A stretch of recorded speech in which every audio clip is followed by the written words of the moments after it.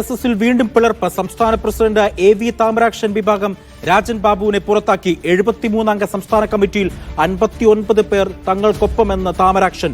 രാജൻ ബാബുവിന് പകരം ബാലരാമപുരം സുരേന്ദ്രനെ പുതിയ ജനറൽ സെക്രട്ടറിയായി തെരഞ്ഞെടുത്തിട്ടുണ്ട്. യു ഷൈജു കൊണ്ട് വിവരങ്ങൾ നൽകാനായി. യു ഷൈജു, ഒരു ഇടവേളയ്ക്ക് ശേഷം വീണ്ടും JSS ഒരു പിളർപ്പിലേക്ക് പോവുകയാണ്. രാജൻ ബാബു ഒക്കെ ഗൗരിയമ്മയ്ക്കൊപ്പം എന്നും അടിയുറച്ചു നിന്ന ഒരു രാഷ്ട്രീയ നേതാവായിരുന്നു.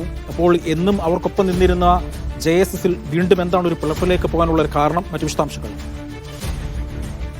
JSS കഴിഞ്ഞ കുറെ നാളുകളായി ചില അസ്വസ്ഥതകൾ പടരുന്നുണ്ടായിരുന്നു. അതിൽ ഏറ്റവും പ്രധാനപ്പെട്ടത് എൻ രാജൻ ബാബു ജനറൽ സെക്രട്ടറിയായ JSS-നകത്ത് ഒരു വർഷത്തിലോളമായി യോഗം ചേരുന്നില്ലെന്നും അതിന്റെ സംഘടനാ പ്രവർത്തനങ്ങൾ മുന്നോട്ട് പോകുന്നില്ല എന്നും AV താമരാക്ഷൻ അടക്കമുള്ള, അതായത് JSS-ന്റെ സംസ്ഥാന അധ്യക്ഷനായ AV താമരാക്ഷൻ അടക്കമുള്ളവർ പരാതി പറയുന്നുണ്ടായിരുന്നു എന്നാണ് താമരാക്ഷൻ അവകാശപ്പെടുന്നത്. കഴിഞ്ഞ ദിവസം കൊച്ചിയിൽ ചേർന്ന രാജൻ ബാബു പക്ഷം AV താമരാക്ഷനും കൂട്ടരെയും പുറത്താക്കിയെന്ന് പറഞ്ഞിരുന്നു. അതിനുശേഷം ആലപ്പുഴയിൽ ചേർന്ന സംസ്ഥാന കമ്മിറ്റി യോഗമാണ് താമരാക്ഷൻ വിഭാഗത്തിന്റെ നേതൃത്വത്തിൽ ഭൂരിപക്ഷം തങ്ങളാണ് എന്ന് പറഞ്ഞ് എൻ രാജൻ ബാബുവിനെ പുറത്താക്കിക്കൊണ്ട് താമരാക്ഷൻ പ്രസിഡന്റായ JSS ആണ് യഥാർത്ഥ JSS എന്ന് പറഞ്ഞ് പ്രവർത്തനം ആരംഭിച്ചതായും ഗൗരിയമ്മയുടെ പേരിൽ ഫൗണ്ടേഷൻ ആരംഭിക്കുകയും അതിന്റെ പ്രവർത്തനങ്ങൾ മുന്നോട്ട് കൊണ്ടുപോവുകയും ചെയ്യാൻ തീരുമാനിച്ചിരിക്കുന്നു. എൻ രാജബാബുവിന് ഇനി JSS-ഉമായി യാതൊരു ബന്ധവുമില്ല എന്ന ഒരു വാദമാണ് AV താമരാക്ഷൻ വിഭാഗം ഉന്നയിച്ചിരിക്കുന്നത്. ഇനി UDF നേതാക്കളുമായി ഇക്കാര്യം ചർച്ച ചെയ്യുമെന്നും UDF യോഗത്തിലേക്ക് ഇനി തങ്ങളെയാണ് വിളിക്കേണ്ടതെന്നും തങ്ങൾ UDF-ന്റെ ഭാഗമാണ് എന്നൊരു അവകാശവാദവുമാണ്